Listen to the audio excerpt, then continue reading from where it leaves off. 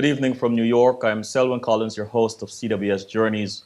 Welcome to another evening with us. Those of you joining us for the first time, a special thank you. I am going to change gears a little bit this evening. I am going to bring on our guest for the evening right away. The lovely lady on the other side of the screen is Glenda Cadogan. Glenda Cadogan is a prominent media consultant, publicist, prolific journalist, and speechwriter who has served New York's diverse Caribbean American community for the past 18 years. A proud national of Trinidad and Tobago, Ms. Cadogan has written well over 2,000 articles that have chronicled a wide range of issues. Glenda, I just want to jump right into it. Good evening and welcome to CWS as it is. CWS Journeys, sorry. Thank you so much for having me, Selwyn, and greetings to your viewers. You, beyond the accomplishments and awards, what is accurate about how most people close to you describe you? That I'm caring and a wordsmith. I'm good with words, and I am very supportive. All these are things that I believe to be true about myself also. I'm from the Caribbean as well, and a very literal environment. Words always fascinated me. When did this intimacy with words began for you? I think it's been a lifelong journey. Growing up in Point Fonte, Trinidad, a very small country town as we call it, so I'm a proud country girl. And I've always had this knack for words, always more fascinated about words than figures. And it showed very early in my primary schooling then. Mm-hmm. And so I had English teachers who started just pushing me in that direction. And so that evolved into then having some speaking, in the school, choral, and those sort of things. And just continues to grow. Just always fascinated in reading and in words and in what I call stringing words together. Love to be able to string words together and see how it forms a sentence. Are you serious? Really? Yeah. So, when you were growing up, give us a glimpse of your life at the ages of 9, and then we'll go to 15 years. 9, Point Fonte, Seventh-day Adventist Primary School. Living in a 2-parent home, lots of siblings, in a very, I don't like to use the word, let's say modest, a very modest upbringing, and but knew from an early age what then both family life, hard work, and dedicated effort mean.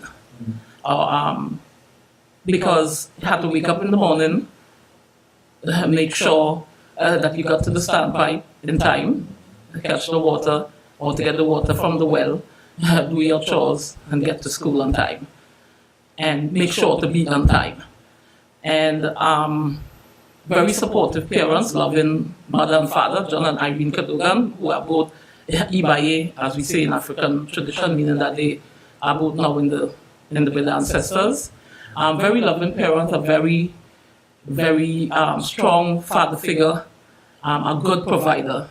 If you ask me one thing to say about my father, he was a good provider and a good protector. And my mother, very caring and a very dedicated, loving family woman, and pass on the virtues of really love your neighbor as yourself to us from an early age. And at that time, I would have been the youngest in the family. And I say at that time because we're talking about 9, because I had a sister who came 10 years, 10 years later, and then I became the second to last. And that's what it looked like at 9. And 15, what do you remember about 15? 15, I remember stepping into my leadership role, my leadership journey. I think that's where it started around that time. As a member of the Point for the Seventh-day Adventist Church now at this time, and I guess the elders recognizing the leadership, and so I was placed as what you call the Adventist youth leader, the AY leader. So I started leadership, and then that grew into being one of the youngest people that was sit on what you call the church board. And the church board was, of course, is the hierarchy that ran the show. And the church board then heads of each department is who would be on the board. And so I think, well, I started at 15. I think I became the leader when I maybe was 16.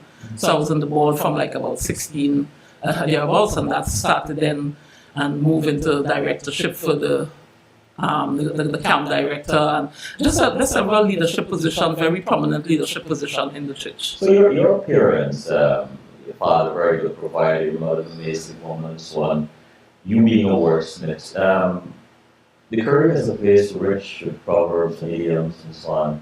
Do you remember any words of wisdom that either of them or both of them use that still resonate with you today? My mother has so many, so many that I'm not even, it's flooding with how many comes to mind. But I remember what I remember now is her telling us that time is longer than twine. Right, time is longer than twine. That was one of her favorites, and and then of course it comes with every rope has an end. Yeah. Right. So you put the two thoughts together. I know when those are usually used. I'm wondering what on earth they're doing during times when you decide to tell her that. you would hear it over and over. But of course the caution there was to take your time. Yes. Take your time, because time is not going to run away. The twine may end because the rope has an end. But time is endless. And just take your time.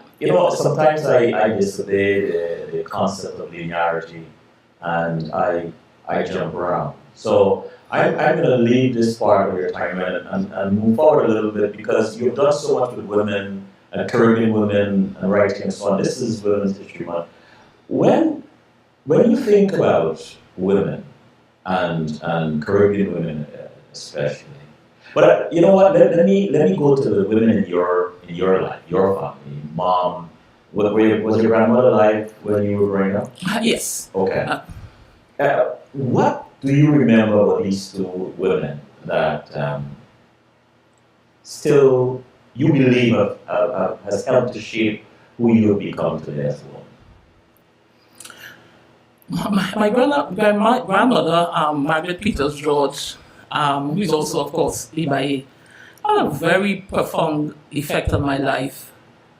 The thing, though, is that you only realize that later in life. Yes. So I can't sit here and say, well, I knew that growing up. But now I look and see how much she helped to shape my life. She was a very powerful woman, a spiritual Baptist mother,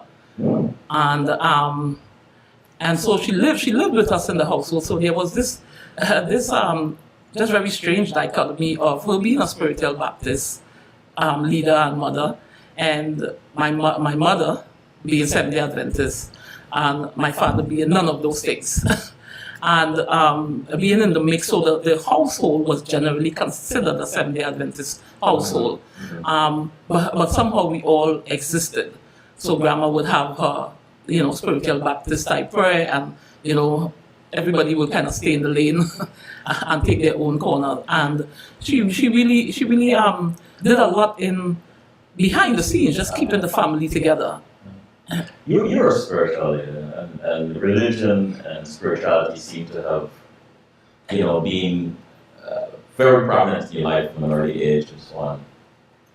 When you are in your quiet moments and you're reflecting on the ancestors, do you draw upon Grandma, Peter George? Do you draw from them? I draw from all of my ancestors who I remember by name and then pay homage to even those who I don't know by name. I would pay homage to them because their blood runs in my vein. And once they're in the land of their ancestors, I pay homage to them. So respect is a big thing for you. Very much so. What is it about Trinidad that, or when you think of Trinidad, what comes to mind? Home. Yes. But there's a little twist with that. Mm-hmm. And that I still think of home would be the first thing I would go to. Okay. But having left that home for so many years, and I used to ascribe to the view that home will always be home. And a couple of years ago, maybe like about 15 years ago, my view changed, and I actually started to accept the concept that you can never go home again. And so it's home, but you could never go home again. Yeah. And it may sound like a contradiction, but it's actually not. In the sense that home, when I say Trinidad, that home, it lives in my heart. The Trinidad I grew up, where I grew up, the things I experienced, what I love about it, is there in my heart. But in terms of going home again, the first time I went back home or had an opportunity to return home on a visit, the thing that brought tears to my eyes is that I didn't recognize almost the same street that I live on. And that's when I started to realize you can never go home again because it's changes so much. So the home, you want to go back, you want to see the old house on the corner, the old mango tree that you grew up on, the standpipe. Where is it? It's not there. Yes. And not just that, but some of the people, the old folks, you want to go home and you call out to neighbor this and cousin this, and they're not there. So that part of home is no longer there. I'm so glad that you articulated it so well. I have the same experience. Nostalgia seems to be absent whenever I visit Guyana. There's no place that looks the same. There's no corner, no nothing. And it's interesting how we explore, we make these excursions in our memories, but then when we get there physically, it's a whole contradiction. Yes. But if you were to eavesdrop your parents and telling a stranger about you, mom and dad, what do you think? Let's start with mom first. How do you think she would describe you?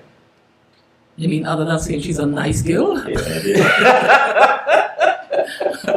And my best daughter?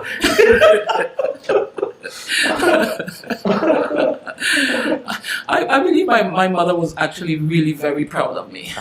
And I think she would talk about me in those glowing terms. She would actually seriously say that I'm a nice girl, because she has told me that's it. It's the truth. It's the truth. So I will. And during the time in the Seventh-day Adventist Church, I remember leading the Adventist Youth Program, and I have these very vivid visions of my mom sitting down in the pew. And she had, a stance that she would have her head slightly down and her hands, you're not sure if she's praying, you're not sure if she's afraid, fighting, but, I didn't know at the time. But now I know that she was sitting there just in pride. And so I think she would talk about that. She was very, very, very proud of what I am. Who I was, during that time and that church life, and also, so of course she wasn't that happy when I was no longer part of that particular, order, but the love was still there. And Dad, what did he say? My father was actually really proud of me too, but for a totally different reason. Through it all, I was actually a very active sports woman, and I became very advanced table tennis player. Really? And reached to the position of playing the national championship in the country. And my father was very proud to tell everybody his daughter, my daughter had like my daughter played in the nationals, so he would he would say that, with this kind of pride that his daughter is actually, he has a daughter that's playing table tennis at a national level, and other sporting accomplishments and stuff I had, even in the village, he was very proud of that. We talk about the absence of nostalgia and how sad you are sometimes when you visit Trinidad and things are different. But what memory do you find yourself flirting with that brings back a lot of joy for you when you were a child? Sitting on the pipeline behind our home and looking at the sunset.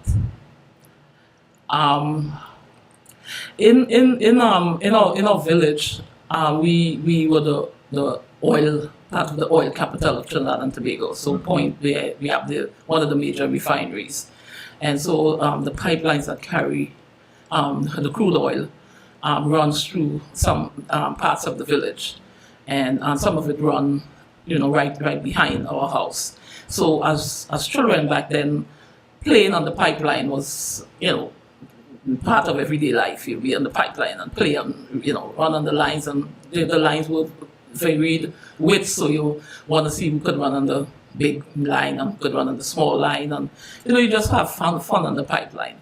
But I had taken to just sitting on the pipeline and just looking at the sunset, and I developed my own little game of sorts. I actually think it's something that I read somewhere at the time, because I said I was an avid reader and I would read all these books other than just the religious books that were readily available. And somewhere I thought it was talking about building patience and developing patience, and that a good way to accomplish that is to look at the sunset from the first streak that you see come out until you see the full star in the sky. And so I developed this little game of sitting on the pipeline and doing that, and that's a memory that's very vivid for me and very calming also. It's a place I could go to anytime I feel to be calm, anytime I need to be calm.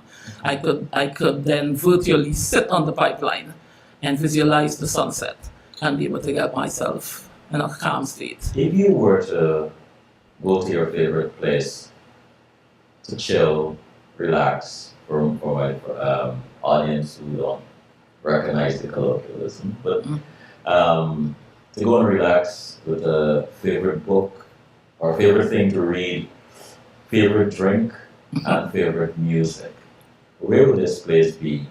What will you be reading? What will you be drinking? And what will you be listening to? This favorite place has to be in the Caribbean. It has to be from home. Okay. My home in Jackson or here. No, oh, well, it doesn't matter. You pick one. If I'm to get back to Trinidad, it will be Clifton Hill Beach. What's so special about Clifton Hill Beach? Ask a man who perhaps never visited there.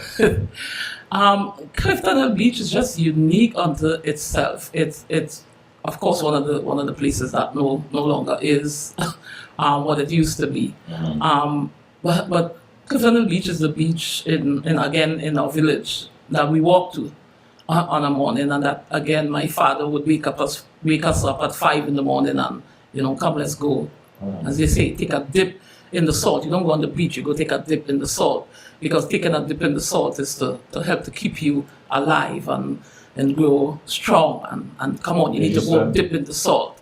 Yes, I can, not professionally, but you need to be able to swim and dip in the salt. So at 5 in the morning we wake up and we walk to the beach, and you go and you take a dip, and you revive yourself. So but there were some little nestling places on Clifton Hill Beach back in those days, where you could sit between some trees, and like a little enclave, and you could sit there on Clifton Hill Beach on a good day. The waves are undulating, and it's just beautiful. It's not always like that, but on a good day. And so I would go and sit in that enclave at times and just, as you say, chill. Yeah. Chill, and a place where you can just kind of be your own. A lot of stuff happened there. There's guys playing small ball football and wind ball cricket, and people playing volleyball, and you can just chill. What would you be reading, drinking, and listening to? I would be probably reading something, some self-development book, which is my good. It would be nonfiction. Okay. It would be nonfiction, something about self-development. I would be reading that and be very much into it, and getting new insights and gaining new insights. That would I be reading. What would I be drinking? Probably a nice, cool sorrel shandy. Sorrel shandy. Yeah, a sorrel shandy. That's what I'll be drinking. And the music. And the music. If I'm really getting relaxing, I'll be listening to some 90s, 40s calypso. Yeah, I'll be listening to Spoiler or the Growling Tiger. Growling Tiger. Yeah, the Growling Tiger, Spoiler, and these guys who were master wordsmith and twist words in such a way that even today still have people untangling and now finding out the meaning because it was so good at the double it had a double meaning, and you're now finding out what they were really singing about. So when you started to write professionally, what was the trigger actually that got you into writing professionally? You started in Trinidad, I understand. yeah, yes, I did. But so what got you involved? Quite honestly, it was an interest in people.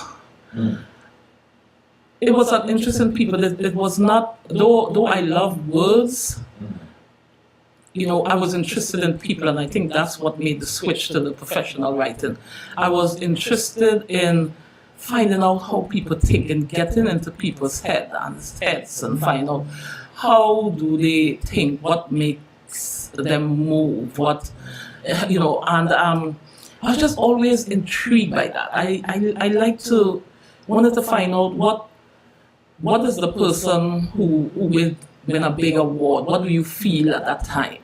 And it was very much that. And so I remember, again, as a sports person, and I was a sports, into sports myself, but then I actually really used to follow sports a lot.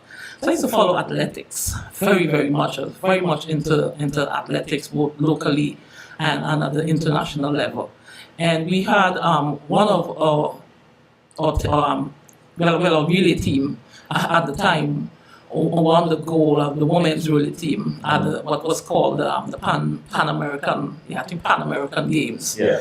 And that was a big deal at that time, Trinidad, winning the goal. And one of the girl who anchored the team actually was from our village. And I used to see her walking around, and I just like, what did it feel like? I want to know what it feels like that moment you get that batter in your hand. Or it's coming to that moment. I just want to be able to capture that. And I want to know. And I want to know what it felt like when you hit the tape and you realize you won. And so the only way to do that was to interview her.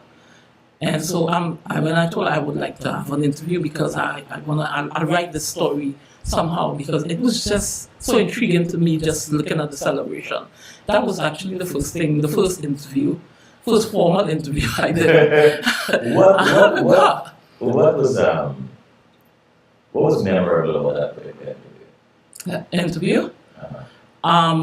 Well, it got me into writing. It got me into the door of the newspaper, so that made it memorable, because I did actually write the story. Not the best of stories, of course, and I read of it now, and called the young lady's name was Maxine. Maxine Macmillan, who actually became very good friends.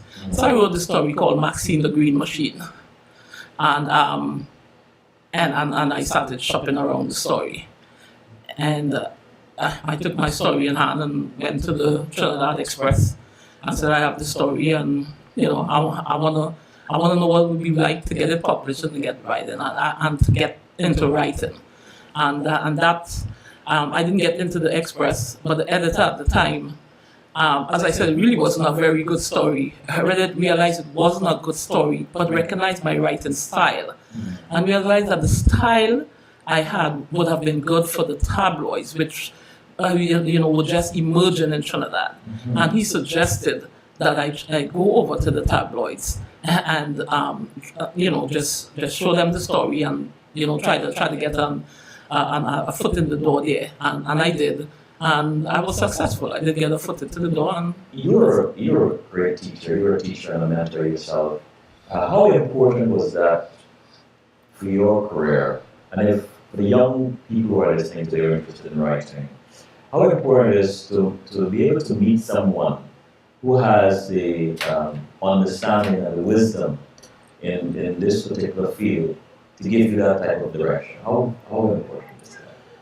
I mean, it's critical. It is the grease to really to oil the wheel of helping people to push forward and to walk their path. If this is their path, that sort of thing is really important. I remember the meeting very clearly. I remember sitting with him, and I did find a lot of occasions after to make sure that I went back to him, because of course gratitude is a big thing for me, and went back to him and say thank you, and I was happy that years later he was actually in a position to hire me in doing contract work and doing writing work, and he didn't remember. He hired me, and then I said, you're the one who. And he was totally lost. He didn't remember the encounter. But it was very, very, very critical, because I was at the time. I was still searching.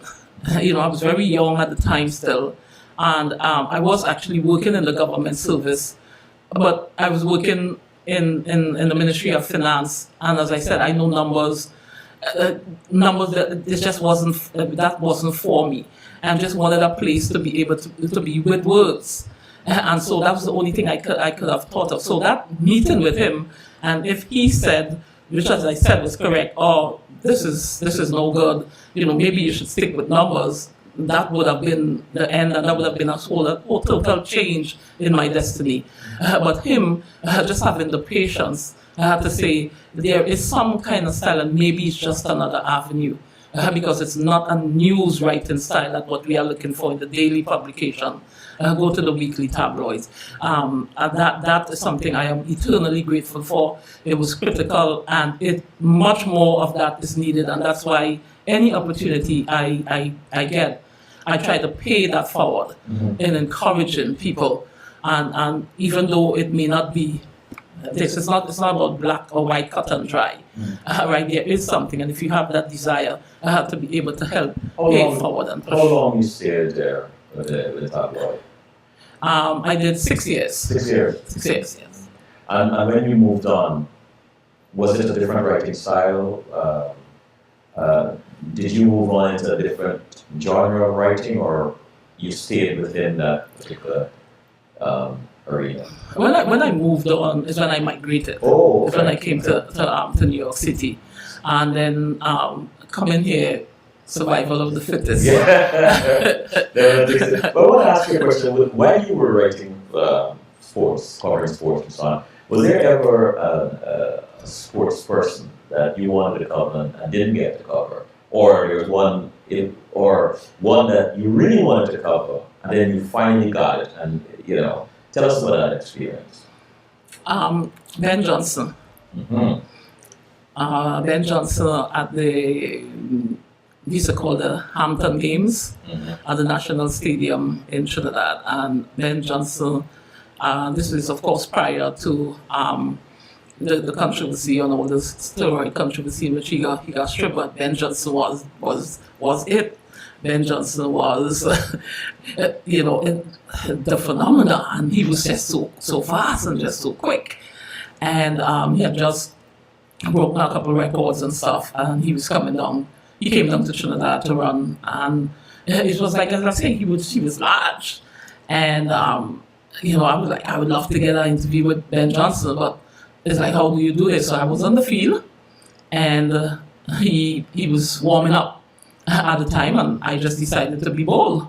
And I walked up to him, and he was so gracious, and he granted me an interview. And there was, I have the picture with him. I had my little, at one point, I created my little wall of fame in my home, and there was a picture of me interviewing Ben Johnson.